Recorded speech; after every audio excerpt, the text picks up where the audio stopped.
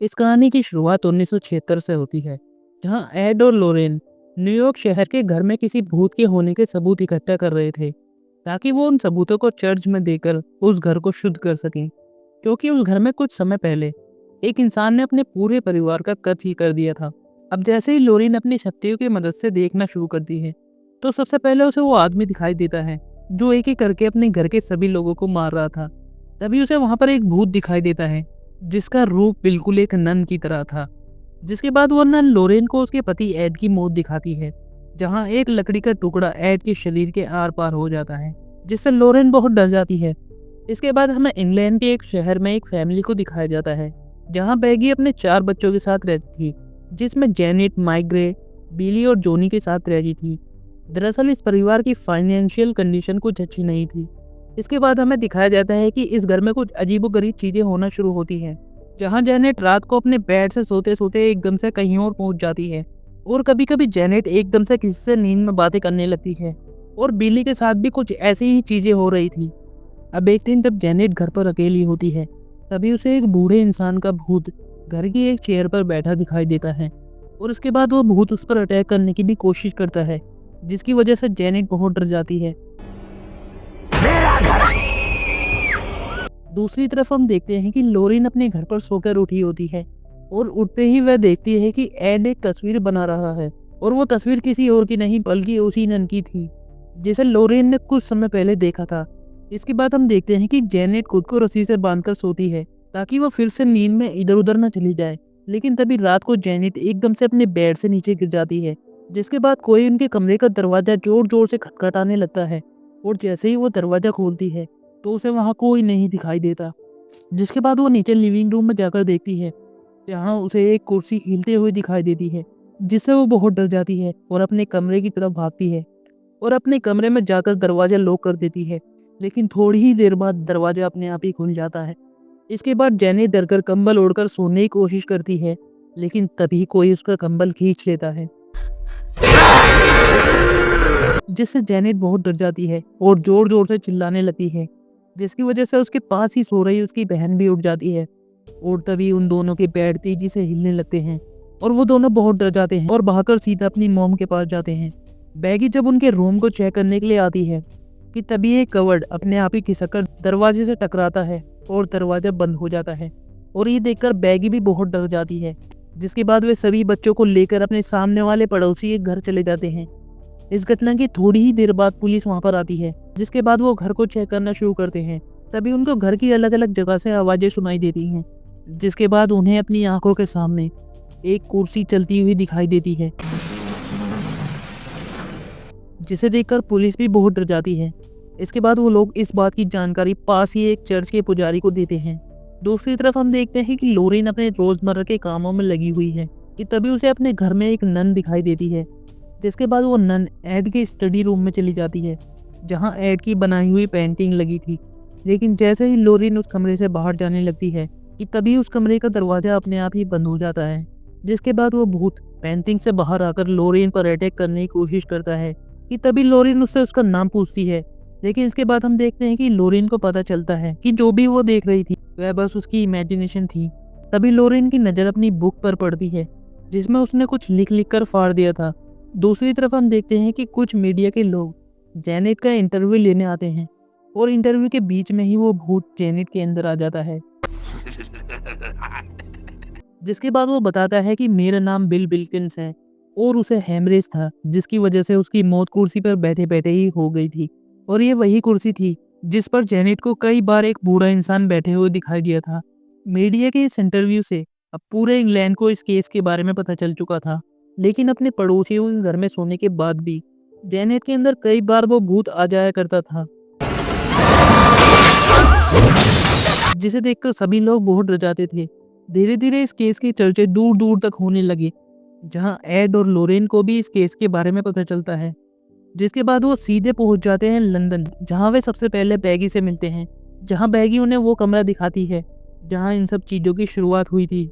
लेकिन उन लोगों ने इस कमरे को चेन से बांध रखा था, ताकि उस कमरे में कोई भी न जाए। कमरे के अंदर जाकर एड देखता है कि उस कमरे की हर एक चीज़ टूटी हुई है। साथ ही साथ कमरे की हर एक दीवार पर क्रॉस ही क्रॉस टंगे हुए हैं, दूसरी तरफ लोरेन जेनेट से बात करने की कोशिश करती है। यहाँ जेनेट उसे बताती है कि वो हर वक्त उस भूत की आवाज़ें सुनती रहती है और वो भूत उससे बात करता है और भूत ने उससे कहा है कि अगर एड और लोरेन वहाँ से नहीं गई तो वह उन्हें हानि पहुँचा सकता है। इसके बाद एड भूत के होने का सबूत चर्च को देने के लिए जेनेट को उसी कुर्सी पर बिठा एक इंटरव्यू रिकॉर्ड करता है और तभी वह भूत जेनेट के अंदर आ जाता है, जिसके बाद वो उन्हें कहता है कि ये घर उसका है और सभी लोग यहाँ से चले जाओ। तभी एड उसे क्रॉस दिखाता है, जिसके बाद वो भूत जेनेट की बॉडी छोड़कर चला जाता है। अब एड और लोरेन और सबूत जुटाने के लिए घर की ऊपरी मंजिल पर सोते हैं, जहाँ लोरेन एड को बताती है कि इस घर में उसने किसी भी भूत के होने की मौजूदगी नहीं महसूस की। दूसरी तरफ जेनेट खुद को फिर से रस्सी से बांधकर अपनी मॉम के साथ सो रही थी। तभी आधी रात को जब सब सो जाते हैं तो एकदम से जेनेट अपने आप ही उस रूम में पहुंच जाती है, जिस रूम से उन्होंने बाहर से चैन से लॉक किया था। अब उस रूम में देखते ही देखते अपने आप ही सारे क्रॉस उल्टे होते जा रहे थे। तभी एक भूत जेनेट पर हमला कर देता है और जेनेट जोर जोर से चिल्लाने लगती है, जिससे सभी लोग जाग जाते हैं। जिसके बाद एड और लोरेन देखते हैं कि जेनेट का कोई गला घोंटकर मारने की कोशिश कर रहा है और तभी वे सभी कमरे का दरवाजा खोलकर अंदर जाकर जेनेट को बचा लेते हैं। जिसके अगले ही दिन लोरेन और एड वहाँ की लोकल अथॉरिटी से जाकर मिलते हैं, जहाँ कुछ लोगों को अब भी ये सब झूठ लग रहा था। जिसके बाद वे सभी उस कमरे में हर जगह कैमरे सेट कर देते हैं ताकि चर्च के लिए सबूत इकट्ठा कर सकें। और एड और लोरेन बैगी के परिवार के साथ घुलने मिलने की कोशिश कर रहे थे ताकि उनके घर का इलाज ठीक से किया जा सके, जहाँ एड उनकी घर की छोटी मोटी मरम्मत करता है और उनकी हेल्प कर रहा है।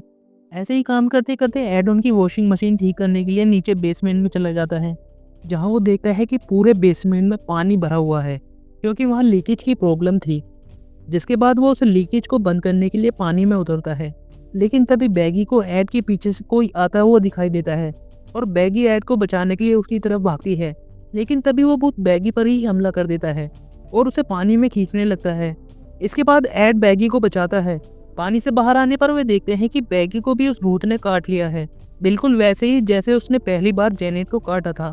तभी उन्हें घर के ऊपर से जेनेट के चिल्लाने की आवाज़ आती है, जिसके बाद एड और बैगी तेजी से ऊपर भागते हैं, जहां वो देखते हैं कि किचन की सारी चीजें इधर उधर उड़ रही थी और कोई वहां का सारा सामान तोड़ रहा था। तभी उन्हें जेनेट मिलती है, जिसके अंदर वो भूत फिर से आया हुआ था। लेकिन जैसे ही एड उसे अपना क्रॉस दिखाता है तो वह भूत फिर से जेनेट की बॉडी छोड़ देता है। इसके थोड़ी ही देर बाद वहाँ की लोकल अथॉरिटी एड और लोरेन को उस घटना की रिकॉर्डिंग दिखाते हैं, जहाँ साफ साफ ये देख सकते हैं कि किचन की सारी चीजें किसी भूत ने नहीं बल्कि जेनेट ही उठा उठाकर फेंक रही थी। इसके बारे में जब बैगी को पता चलता है तो वो सब पे बहुत गुस्सा हो जाती है, क्योंकि उसे पता था कि ये जो कुछ भी हो रहा है वो झूठ नहीं है। इसके बाद बैगी सभी पर गुस्सा करती है और उन्हें घर से जाने के लिए कहती है। इसके बाद एड और लोरेन भी वहाँ से चले जाते हैं और कुछ ही देर बाद वो एयरपोर्ट जाने वाली अपनी ट्रेन में बैठ जाते हैं। वहीं घर पर अपनी बहन के पूछने पर जेनेट बताती है कि उसने ऐसा इसलिए किया क्योंकि अगर वो एड और लोरेन को अपने घर से ना बेचती तो वो भूत उनके सारे परिवार को मार देता। दूसरी तरफ ट्रेन में एड उस घर की सारी रिकॉर्डिंग चेक कर रहा था। तभी उन्हें सुनाई देता है कि वो भूत उनसे ही इनडायरेक्टली मदद मांग रहा था और उसी समय लोरेन अपनी शक्ति से उस घर में जाती है, जहाँ उसे पता चलता है कि उस बूढ़े इंसान की आत्मा बस एक जरिया थी। उस घर की असली प्रॉब्लम तो वो नन है, जिसने उस बूढ़े आदमी को भी अपने वश में किया हुआ था। इसके बाद एड और लोरेन अपनी ट्रेन छोड़कर तेजी से जेनेट को बचाने के लिए उसके घर की तरफ भागते हैं, क्योंकि वह नन जेनेट को मारना चाहती थी।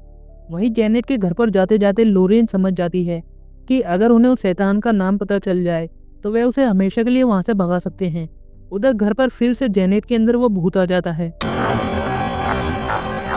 जिससे डरकर बैगी अपने बच्चों को उस घर से बाहर लेकर जाती है और जैसे ही वो जेनेट को लेने के लिए वापस जाती है तभी उस घर का दरवाजा बंद हो जाता है, जिसकी वजह से जेनेट अब उस घर में भूत के साथ अकेली फंस चुकी थी।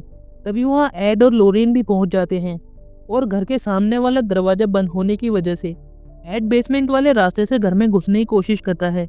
एड के बेसमेंट में घुसते ही दरवाजा बाहर से बंद हो जाता है और लोरेन बाहर ही रह जाती है। जिसके बाद लोरेन चिल्ला चिल्लाकर एड को रोकने की कोशिश करती है, क्योंकि पहले भी उस नन ने एड को मारने की धमकी दी थी, जिस वजह से लोरेन बहुत डरी हुई थी। लेकिन फिर भी एड जेनेट को बचाने के लिए वहां से चला जाता है।